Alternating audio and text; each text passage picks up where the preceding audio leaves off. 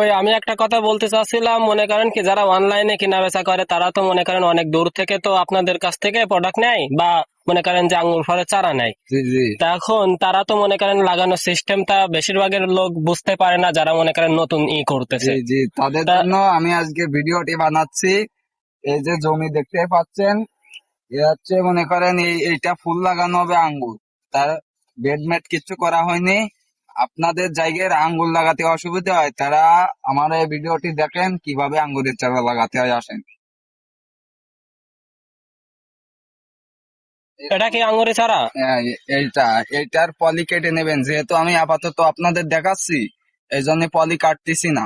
আচ্ছা। এই পলিটা কেটে এরকম ভাবে ভুই চষে কিংবা বাড়ির আঙ্গিনায় কিংবা অন্য কোনো ছাদ বাগান মাঠ বাগানে যারা লাগাতে চান, তারা এরকম ভাবে জমি চাষ করে, এই যে